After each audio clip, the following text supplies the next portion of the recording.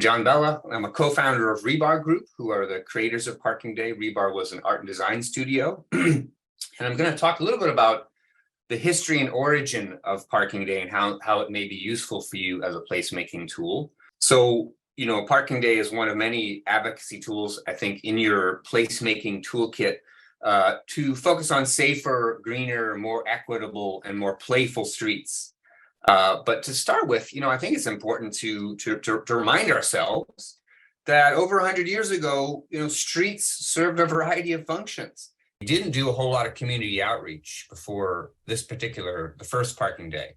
It was just, we saw that there was a need for green space, or urban open space in this particular area in San Francisco based upon a map that the planning department had produced. And so we just kind of took the initiative to produce a tiny green space there.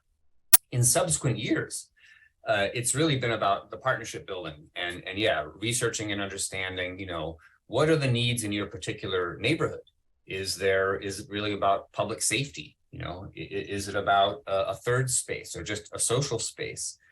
Is it about, I showed the example of the health clinic. So really, I think, Parking Day can be an expression of a whole lot of different values. And it really depends upon what are the pressure points, what are the needs in your particular community. So we started this development cycle in 2014,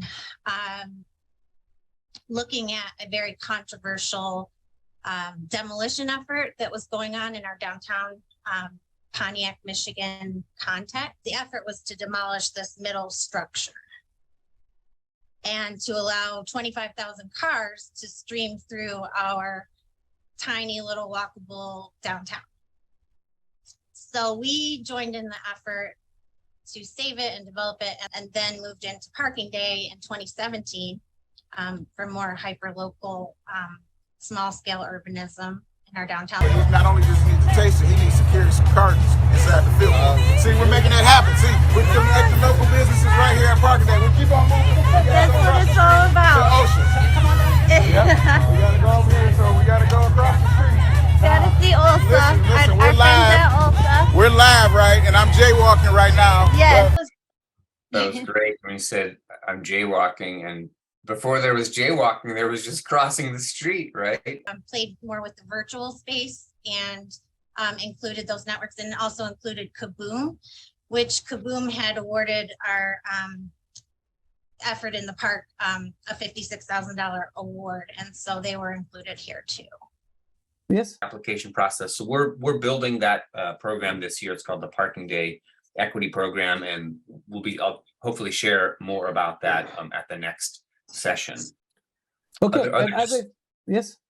Just thought I wanted to share in response to what Monica shared is just incredible work in the cities you're showing. And I think one thing that's on many of our minds these days is the heat wave, right, and the climate crisis, and how this is affecting all of our cities. And a lot of cities and thoughtful mayors like Mayor Anne Hidalgo in Paris are thinking about, wow, these little spaces which we once thought of as little pocket parks, maybe not that useful in our city, are turning out to be crucial in terms of mitigating heat island, in terms of creating a refuge, in terms of creating a cooling space for people who don't have access, let's say, to indoor or conditioned environments. So all the content that you kind of saw from the presentation of Monica, and also some other content, there is a place in this collaborative mural. So the idea is, again, we have to thank Monica and Jim for initiating this. In this cycle, we would like to kind of have this common artifact where we can co-create the process and hopefully share materials and experiences. Also very nice to be here and to listen from the source. So what I have written is actually the mission of a bigger initiative that we are undertaking with 6 countries. And this year we decided to use the Parking Day concept and promote physical activity in cities. Are that big in comparing to the cities. in their areas, total area, that it would make sense in climate change adaptation and mitigation plans. Very fruitful to teach people that these parking spots not necessarily needs to serve only for parking. We still have quite great developed, I think, public transportation systems. But yeah. Okay, Helen. Hello, this is Helena from Oslo. I've just thrown in some photos into the mural thing. Under the Kaboom logo, there are 9 new photos, so you can find it if you're in the mural. Because there's this great initiative by the city of Oslo in one of the downtown streets of Oslo. Like, I ride my bike through it and I feel like I'm riding into the future. It's amazing. It's like, yes, this is what we've been talking about all along. This is what it should be like. What's been the response of small businesses? Have they been in support or concerned about giving up the vehicle access or parking or a balance? They've been heavily involved in the design phase of it. And then they've managed to connect to a couple of local spokespersons that have been very vocal about their support. So thanks to that, it's been no local businesses have said anything negative about it.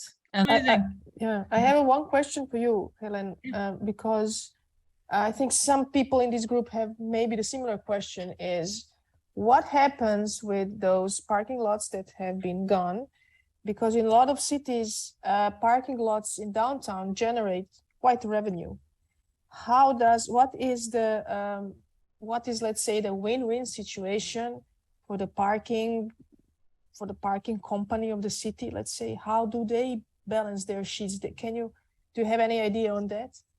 I have no idea. But the funny part about it is that, like, we can't really do parking day in Oslo anymore because any downtown crowded street will not have any